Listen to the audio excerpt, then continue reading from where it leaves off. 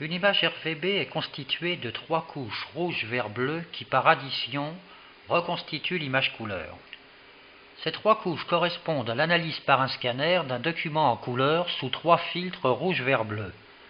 Vu en noir et blanc, ce qui peut être fait dans Fichier préférences générales, je supprime la vue en couleur des couches et je peux visionner en noir et blanc la couche du rouge, c'est-à-dire des niveaux de gris du rouge, qui correspond aux proportions d'encre cyan à l'impression, les niveaux de gris du vert qui correspondent à la proportion de magenta, et les niveaux de gris du bleu correspondant au jaune.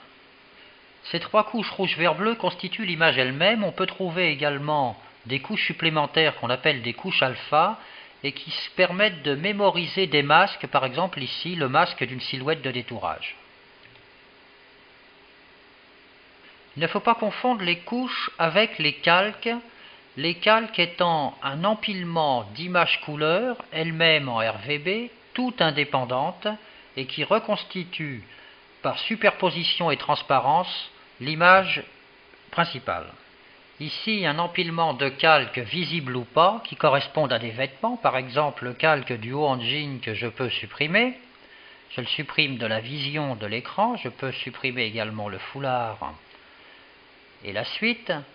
J'obtiens à ce moment-là une image qui est ici active et visible, qui est l'image de base, sur un fond couleur que je peux également modifier. Je supprime ce fond, je vois apparaître un quadrillage qui correspond aux zones transparentes de l'image et je peux rajouter un décor qui est le calque de fond.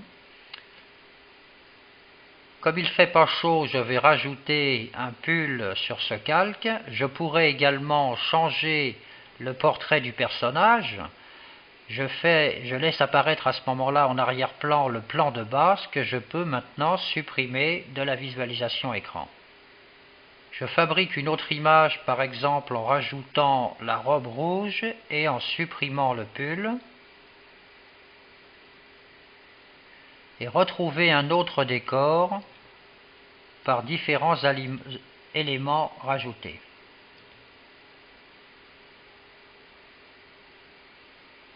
Si je souhaite travailler par exemple sur la couleur du jean, il faut d'abord que j'active le calque correspondant. Il suffit de cliquer ici. Il y a un autre moyen, c'est de prendre l'outil de déplacement et avec la touche pomme ou commande, de cliquer directement sur l'objet. Tous les outils de Photoshop maintenant peuvent travailler sur ce calque qui reste indépendant de tous les autres, c'est-à-dire que je peux modifier que les couleurs qui sont sur le calque activé. Chaque calque peut être déplacé, par exemple si je prends le foulard, je peux le passer en premier plan devant le jean en le faisant glisser.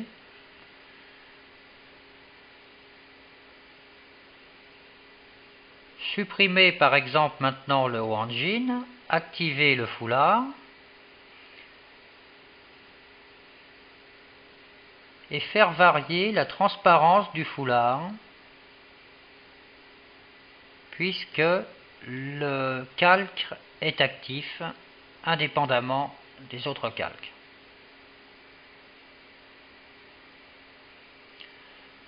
Je rajoute le haut en jean de la vue et lorsque je rajoute une croix qui apparaît ici dans la deuxième colonne, je peux joindre les deux calques concernés pour déplacer simultanément les deux éléments.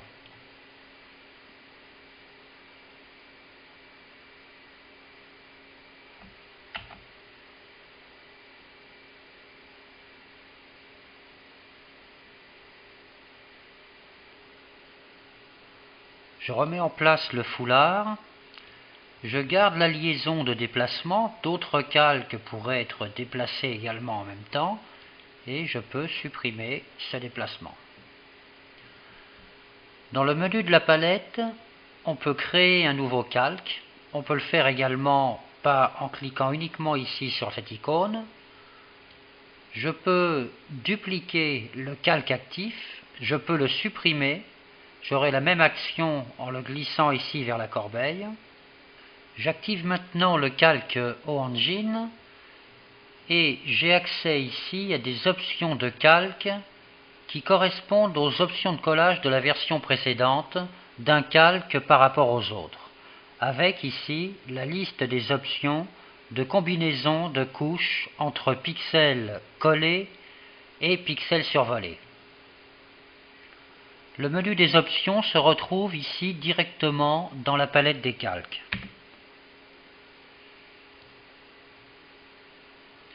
Avec des nouvelles options de type incrustation, combinaison de couches qui s'appliquent ici au O-Engine par rapport aux couches qui sont superposées en arrière-plan.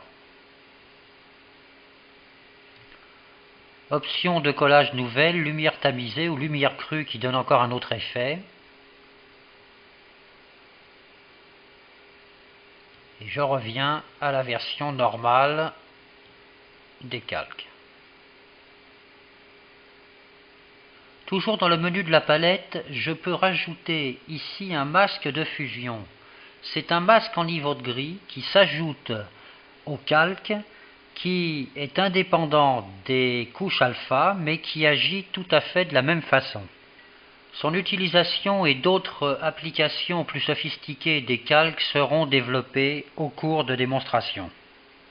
J'active en cliquant simplement soit le masque d'infusion, soit l'image elle-même.